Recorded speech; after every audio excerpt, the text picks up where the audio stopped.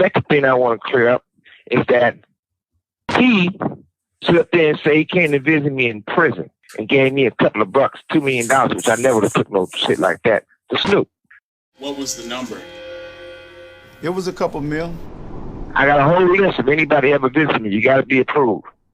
That nigga's name is not on none of it. And the paperwork is what the paperwork says. And I did a deal with Brian Turner at Party Records and loaned Snoop services to Party and gave him the right to loan it to No Limit. With Suge Knight.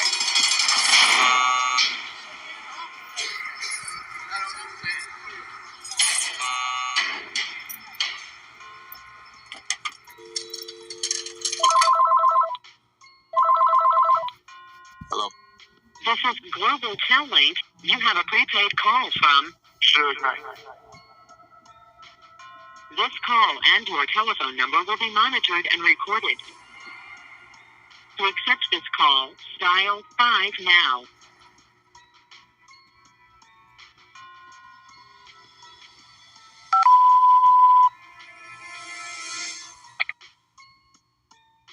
First of all, shit, I see you taking my collect calls, huh? Man, it's good hearing you. You know, we go way back. We got a lot of history. Oh, man. But you know, man, I think it's nothing better than 50 years of hip-hop.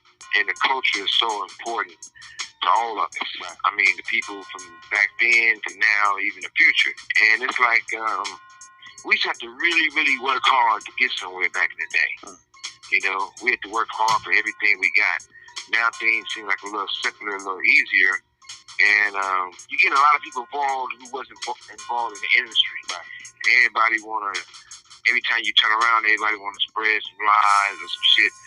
Not that it bothers me, but at some point, we got to do better to get better overall. And what I mean by that, I know last time I talked to you, you was asking me about a few individuals and a few people who gone out their way to say stuff. And, you know, I want to get it out the way and not make it a thing that a constant conversation about it, because it's like it's people that say they from my neighborhood that really weren't from my neighborhood. Like we got a dude named James, and he speak on with Reggie all the time, and he said he was a day one. Definitely wasn't day one. Definitely didn't go to school with us. And the reason why a lot of people didn't go to school because back in those days it was way more Crips than it was Power Rule. You can go and stand on your own, but you had to really be able to stand on your own. And, you know, for James to make all these allegations about he couldn't go to elementary school because the Crips was going to come to school and get him, he was a Crip. Number one. Number two, Crips didn't come in my neighborhood and do that type of shit. Everybody stood their own, hung on their own. And, you know, I could see his bitterness because, you know, they lived in a garage with no running water on drugs. But the thing that gets me the most, people want to say something about Pac.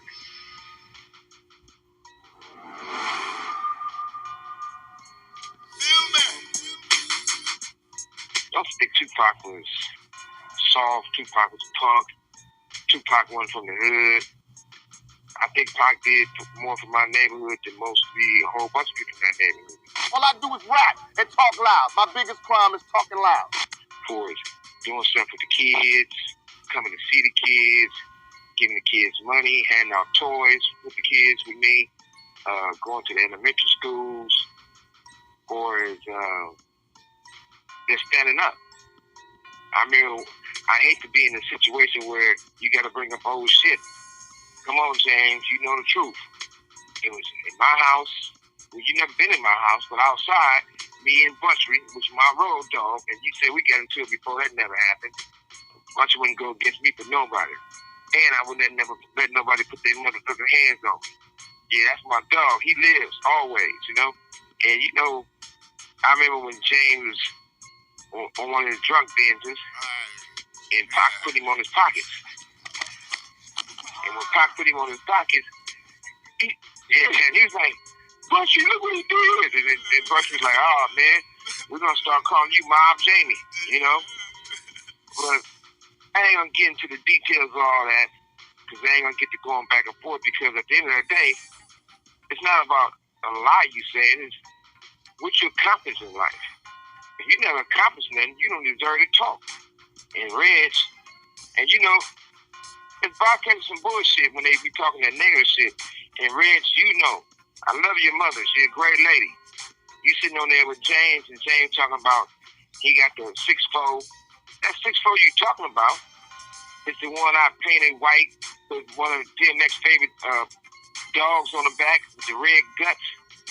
And then it says paying me all my money, but I said that shit to motherfucking Leroy and Russell are weird ass, you know? So all that little extra shit, that's nothing. But that's enough of that. But the other thing is that I feel this too is Akon. Look here, boy. Let me explain this to you. Let's tell the truth. Now, were you there when it happened? I was there on all 4 approaches. So you're saying Suge approached you 3 other times? Oh yeah, me and Suge was always going back and forth. Always. Over what? I wouldn't have brought it up. And since you're going to bring it up and say what it was all about, let's tell the real truth. You know Suge. Yeah. Some producer. Trying to get the toll. And one of my homegirls, she was a hustler. She had a little sister, 13 years old. Her best friend was 12 years old. From what I heard, there was a producer that Suge was representing. There was a kid named Detail who I signed. Detail, exactly. Right. She in the car with him. You in Detail call her.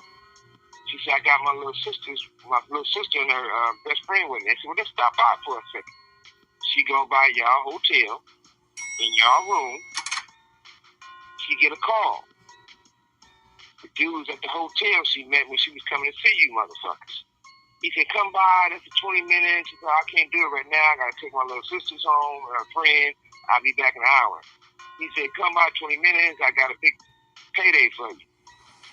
You, Akon, said, go ahead. You can leave your little sister and her friend right here. We'll order them something to eat. She go up to the next room. Gonna come back in 20 minutes.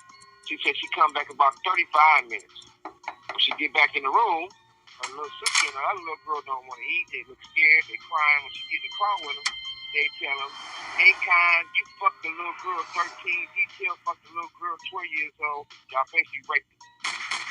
So when she told me, I pull up on her. She said she going to the police to put you motherfuckers in jail for rape. I said, nah, we don't do that telling on the police. Motherfucker, deal with it. I promise you that.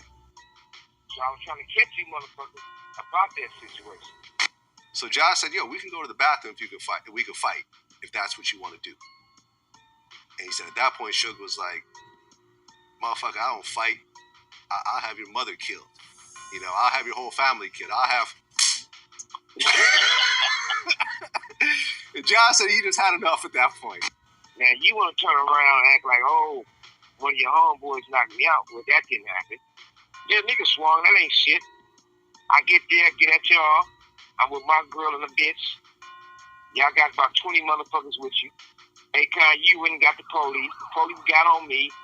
Nobody said nothing till the police got there. He swung. The police tased me like I had all kind of shit. They took forever to get the shit off me. All the little wire tasing and shit. I didn't trip. No harm, no foul. I didn't say shit. You shouldn't say shit. I tell you, I need to holler at him and holler at you.